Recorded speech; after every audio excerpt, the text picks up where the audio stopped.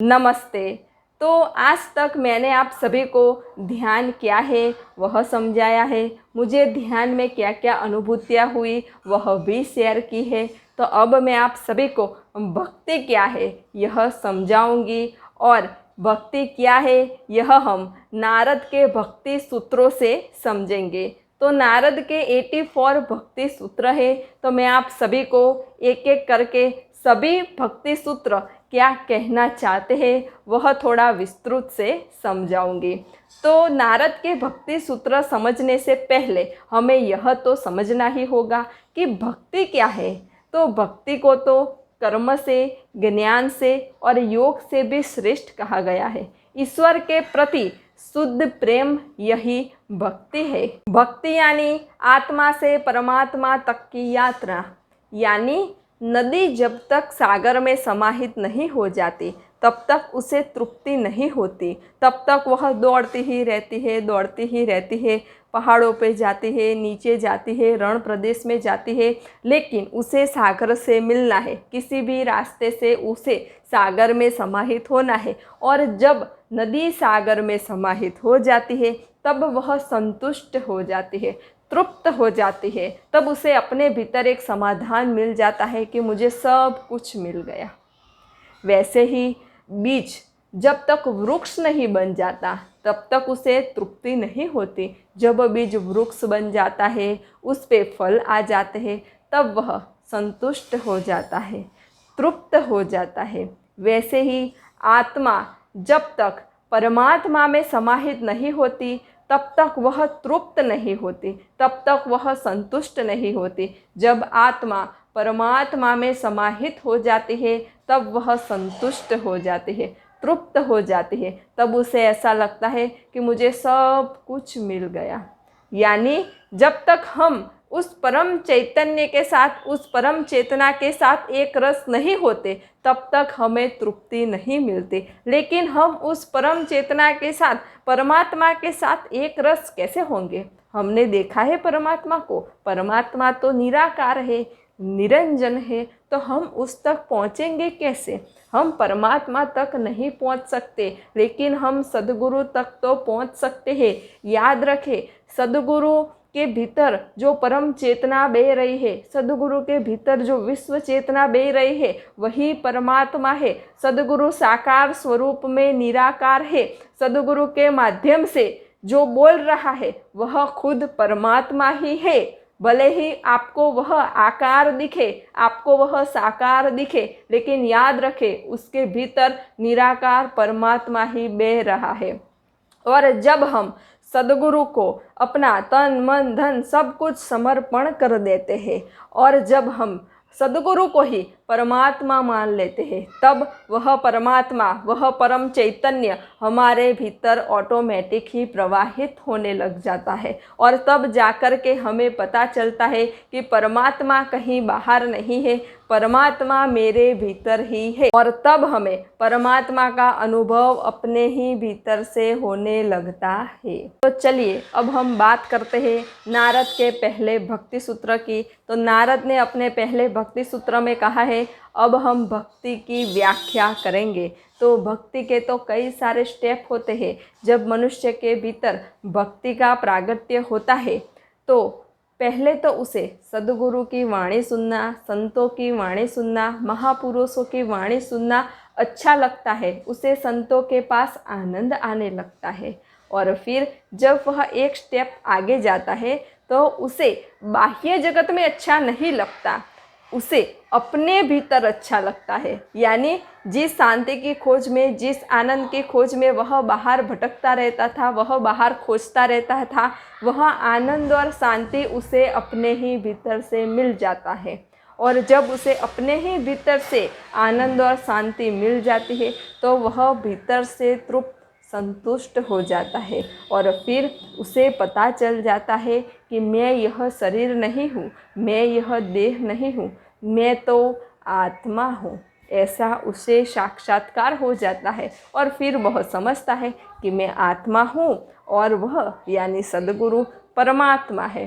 ऐसा उसे साक्षात्कार हो जाता है। और फिर जब वह उससे एक स्टेप आगे जाता है तब वह बूंद से सागर बन जाता है, बीज से वृक्ष बन जाता है। यानी फिर उसका अस्तित्व सद्गुरु से पृथक नहीं रहता। वह आत्मा उस परमात्मा के साथ एक रस हो जाती है, एकाकार हो जाती है और फिर वह बूंद यानी वह आत्मा सागर बन जाती है। और जब भक्त अपना सर्वस्व अस्तित्व भगवान में समाहित कर देता है तो वह भी भगवत स्वरूप ही बन जाता है। तो जब द्वैत ना रहे, एक ही अद्वैत परमात्मा रहे, तो यही है भक्ति की पराकाष्ठा। क्या थोड़ी देर माला जप लेना यह भक्ति है? क्या थोड़ी देर आंखें बंद करके बैठ जाना यह भक्ति है? भक्ति तो आपके एक एक श्वासोश्वास में होती है। भक्ति तो क्षण क्षण में होती है। भक्ति यानी सभी के प्रति निस्वार्थ प्रेम जब आपके भीतर प्रकट होता है तब जाकर के आपके भीतर भक्ति का प्रागट्य होता है। यानी आजकल के जो मनुष्य होते हैं वह तो कितनी सारी इच्छाओं से घिरे हुए होते हैं, कितनी सारी आसक्तियों से घिरे हुए होते हैं। माँ बाप होते हैं तो उन्हें अपने बच्चों से आसक्ति होती है, बच्चे होते हैं तो उन्हें अपने माँ बाप से आसक्ति होती है। कितनी सारी एक दूसरों के साथ इच्छाएं होती है, एक दूसरों के साथ कितना स्वार्थ होता है। लेकिन जब आपके भीतर भक्ति का प्रागट्य होगा तो यह सब चला जाएगा, स्वार्थ चला जाएगा, आसक्ति चली जाएगी, कामना चली जाएगी, सब कुछ चला जाएगा। आपके भीतर एक निस्वार्थ प्रेम प्रकट होगा और वही निस्वार्थ प्रेम है भक्ति। लेकिन यह निस्वार्थ प्रेम आपके भीतर प्रकट कैसे होगा? तो जब आप सद्गुरु के सानिध्य में जाएंगे, सद्गुरु के चरणों में जाएंगे, तो सद्गुरु के सानिध्य में जाकर जब आप अपना सर्वस्व समर्पण कर देंगे तो आपके भीतर एक निस्वार्थ प्रेम प्रकट होने लगता है। क्योंकि सद्गुरु तो निस्वार्थ प्रेमी है ही, और जब आप सद्गुरु के सानिध्य में जाएंगे तो उनकी निस्वार्थ प्रेम की ज्योति से आपकी ज्योति भी जल जाएंगी और आपके भीतर भी निस्वार्थ प्रेम प्रकट हो जाएगा। और फिर जब आप सद्गुरु के सानिध्य में जाएंगे तो आपके भीतर सद्गुरु के प्रति एक निस्वार्थ प्रेम प्रकट होगा कि सद्गुरु ही परमात्मा है, सद्गुरु ही सर्वस्व है। ऐसा प्रेम आपके भीतर प्रकट हो जाएगा। और जब सद्गुरु के प्रति निस्वार्थ प्रेम प्रकट होगा तो वह निस्वार्थ प्रेम का औरा बढ़ते जाएगा, बढ़ते जाएगा, बढ़ते जाएगा। फिर आप विश्व में सभी से निस्वार्थ प्रेम करेंगे, अकारण, कोई कारण से नहीं, निस्वार्थ प्रेम। निस्वार्थ प्रेम तो आत्मा का स्वभाव होता है। जब हम सद्गुरु के सानिध्य में जाते हैं और हमें आत्म साक्षात्कार प्राप्त होता है तब हमारे भीतर यह निस्वार्थ प्रेम का, भक्ति का प्रागट्य होता है। देखिए, अगर आपको आपके घर के अंदर आना है तो एक द्वार तो चाहिए जिस द्वार से आप अंदर आएंगे। अगर पूरे घर में एक भी द्वार नहीं होगा तो आप अंदर कैसे जाएंगे? यानी आपके घर में भी द्वार होता है। आप फिल्म देखने जाते हैं तो वहाँ भी एक द्वार होता है, उस द्वार में से आप अंदर जाएंगे फिर ही आपको वह फिल्म दिखाई देगी। तो परमात्मा को भी आपके भीतर आना है तो उसके लिए भी कोई द्वार होगा। तो वह द्वार क्या है? वह द्वार है भक्ति। जब आपके भीतर भक्ति का प्रागट्य होगा तभी तो परमात्मा आपके भीतर अवतरित होगा। और भक्ति का प्रागट्य कब होगा? जब आपके भीतर निस्वार्थ प्रेम का प्रागट्य होगा, तभी आपके भीतर भक्ति का प्रागट्य होगा। नारद ने अपने दूसरे भक्ति सूत्र में कहा है कि वह भक्ति ईश्वर के प्रति परम प्रेम रूपा है। और तीसरे भक्ति सूत्र में कहा है कि और भक्ति अमृत स्वरूपा भी है। भक्ति परम प्रेम रूपा है। तो अब हम परमात्मा के साथ निस्वार्थ प्रेम से जुड़ेंगे कैसे? वह तो बहुत कठिन है। तो परमात्मा ने उसका भी हमें रास्ता दिया है। तो परमात्मा ने हम उस परमात्मा के साथ जुड़ सके उसके लिए हमें हमारे जीवन में जीवंत सद्गुरु को भी भेज दिया है। तो अब हम क्या करेंगे? सद्गुरु तो उस परम चेतना में, उस परमात्मा में जुड़े हुए ही है।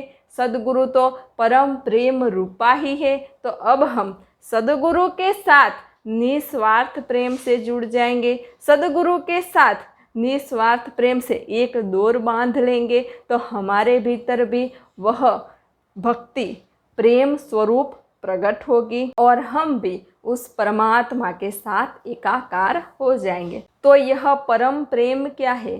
तो सद्गुरु के सानिध्य में जाते ही हम संतुष्ट हो जाए, हम तृप्त हो जाए, हमारी सारी दौड़ थम जाए। हमें जो भगवान को खोजने के लिए दौड़ रहे थे, हम जो परमात्मा को खोजने के लिए दौड़ रहे थे, हम जो परमात्मा की अनुभूति के लिए दौड़ रहे थे, वह दौड़ हमारी समाप्त हो जाए और हमें अपने ही भीतर से परमात्मा मिल जाए, हमें अपने ही भीतर से परमात्मा की दिव्य अनुभूतियाँ होने लगे। तब हम सद्गुरु के साथ परम प्रेम से जुड़ जाते हैं। और जब कोई शिष्य सद्गुरु के साथ परम प्रेम से जुड़ जाता है तो उसके भीतर कुछ भी स्वार्थ नहीं रहता, वह एकदम निस्वार्थ हो जाता है। फिर उसे सद्गुरु की अमृतवाणी में बहुत रस आने लगता है। भले ही सद्गुरु हर रोज़ एक ही अमृतवाणी पिरसते हो, लेकिन फिर भी वह कहता है, अहो सद्गुरु की अमृतवाणी कितनी अद्भुत है, कितनी दिव्य है, कितनी अलौकिक है, क्योंकि सद्गुरु के शब्दों में, सद्गुरु की ब्रह्मवाणी में उसे अब रस आने लगा है, क्योंकि अब वह सद्गुरु से पृथक नहीं रहा, वह सद्गुरु के साथ एक रस हो गया है।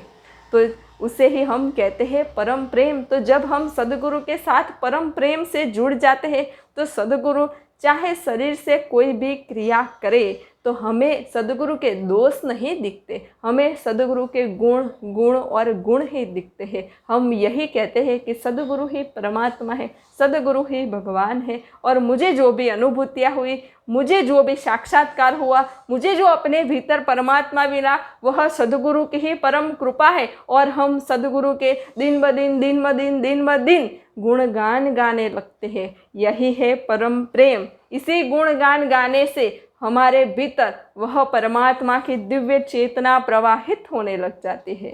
परमात्मा के प्रति, सद्गुरु के प्रति जिसको भी परम प्रेम होता है, उसके भीतर से सारे भय समाप्त हो जाते हैं। आप सब तो कई सारे देवी देवताओं से डरते हैं, अरे जहाँ भय है वहाँ भक्ति कहाँ। सद्गुरु के द्वार जाने से हमारे भीतर सभी भय निकल जाते हैं, हमारे भीतर जो भी ग्रंथियाँ थी वह सभी निकल जाते हैं और हम अभय हो जाते हैं। हमारी भक्ति निर्भय भक्ति हो जाती है, यानी हम जान लेते हैं कि मैं स्वयं परमात्मा स्वरूप हूँ। और जब मनुष्य यह जान लेता है तो वह सभी भय से, सभी ग्रंथियों से, सभी भ्रांतियों से मुक्त हो जाता है। और जब कोई शिष्य सद्गुरु के साथ इस परम प्रेम से जुड़ जाता है तब उसका प्रेम कभी घटता कभी बढ़ता ऐसा नहीं होता, वह तो बढ़ता ही चला जाता है, बढ़ता ही चला जाता है और परम तत्व परमात्मा तक पहुंच जाता है। वह आध्यात्मिक मार्ग की उच्च कक्षा तक पहुंच जाता है, इतना वह बढ़ जाता है, क्योंकि उसे पता चल गया कि सद्गुरु के भीतर जो निराकार परम चेतना बह रही है वही परमात्मा है।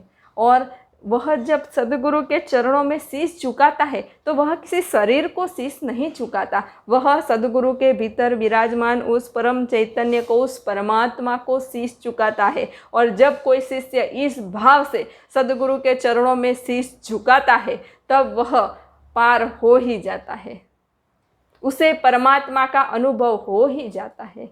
भक्ति अमृत स्वरूपा है, यानी फिर उस मनुष्य को सुख शांति बाहर खोजने की आवश्यकता नहीं, आनंद को बाहर खोजने की आवश्यकता नहीं, उसे आनंद और शांति अपने ही भीतर मिल जाती है और वह अमृत की तरह उसके भीतर ही प्रवाहित होती रहती है। उसे अपने ही भीतर से अहोरनिश आनंद आनंद और आनंद मिलता रहता है, क्षण क्षण पल पल आनंद ही आनंद मिलता रहता है। यानी यह भक्ति तो अमृत स्वरूपा है, यह भक्ति तो प्रेम स्वरूपा है, परम प्रेम स्वरूपा है।